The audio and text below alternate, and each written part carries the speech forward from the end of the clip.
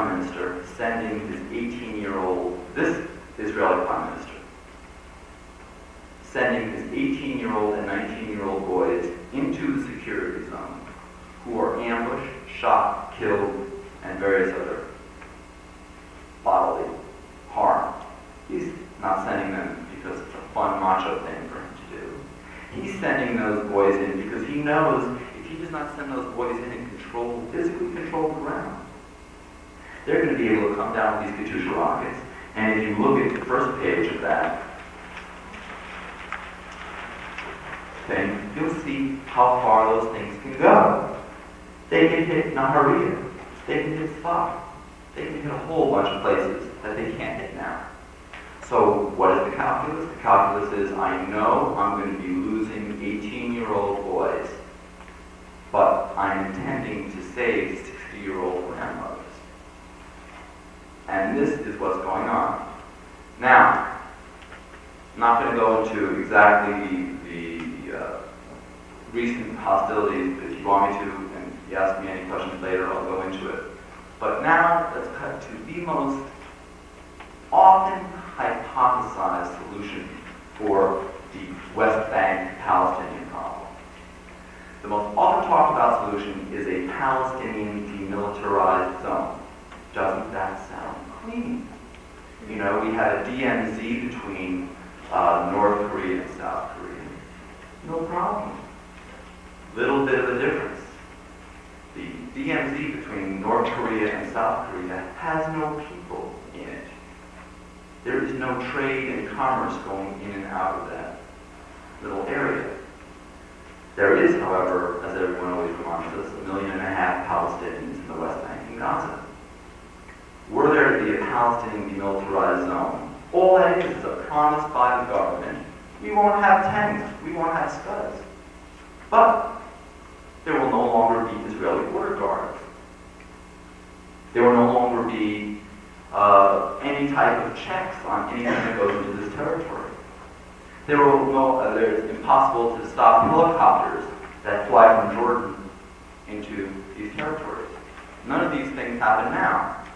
And the issue is, in a Palestinian demilitarized state, if you look at this picture, will not Hezbollah and their brothers Hamas try to smuggle these little rockets in?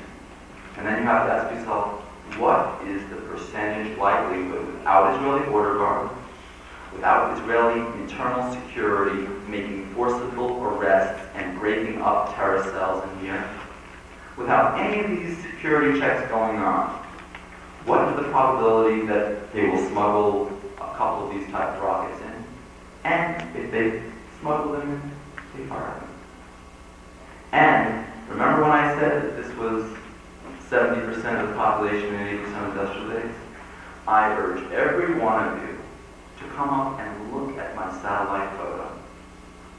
You will see density of Jewish lives right here, which you can't see in this little area here. So they fire 150 Katyushas into this area here, and they kill 2 people.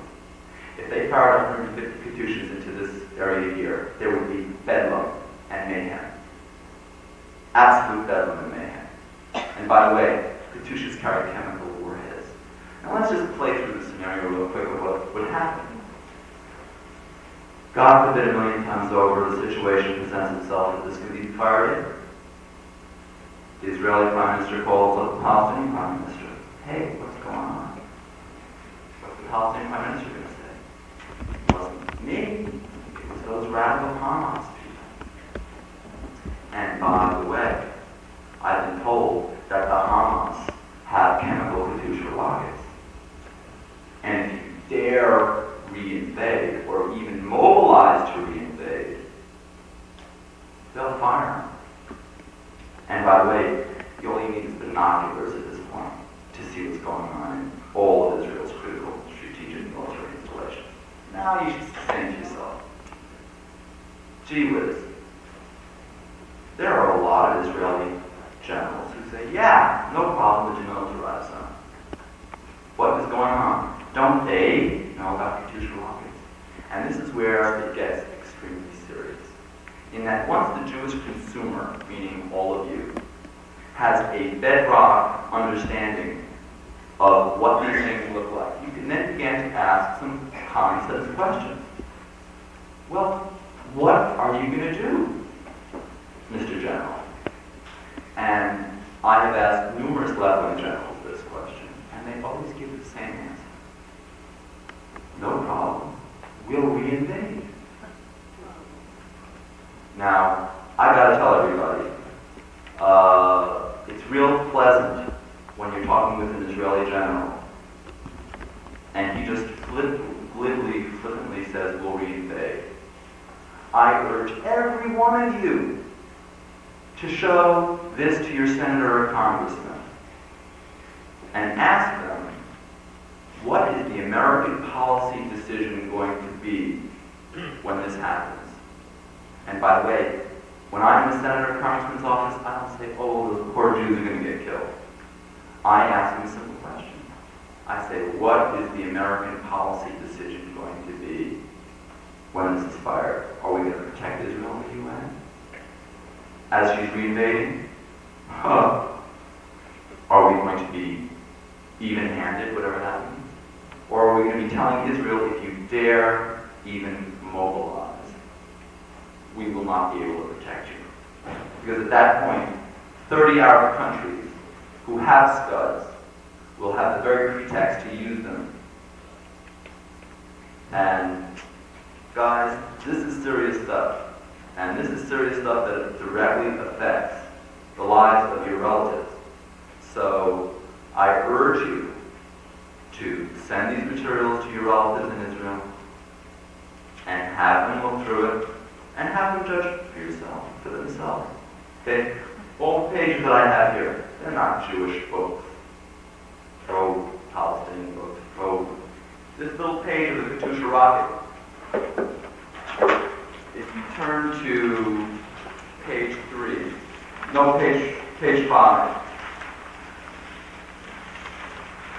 When I said that Katusha carries a chemical warhead, I don't expect you to trust a little boy chick from New York. No. I expect you to trust modern, high-tech warfare. This is not that high-tech warfare. This is a plain military book. And in this military book, it says type of warhead. High impact, high explosive fragmentation, incendiary smoke, and chemical. This is serious stuff, everybody. So, with that, I will... Oh, by the way, when you ask the left-wing general, he says, will we invade? When you ask the right-wing general, I've had right-wing generals look at me and say, you idiot, of course that's why we can't give up the West Bank. Almost looking at me and saying, you didn't know that?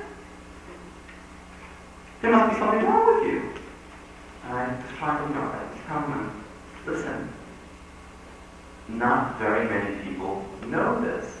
And this is the degree of ignorance. Now, I just want to make one final comment here. I think everyone, when they look through these materials, will pretty much come to a conclusion that the materials here, each point is rather a dispositive, critical point that in order to make an informed decision as to whether the land should be kept or the land should be given up, they should understand. Now, all I ask you is to look at it and use your best judgment as decent, moral people, which I'm sure you are, and think it through. And if anybody has questions or wants to come up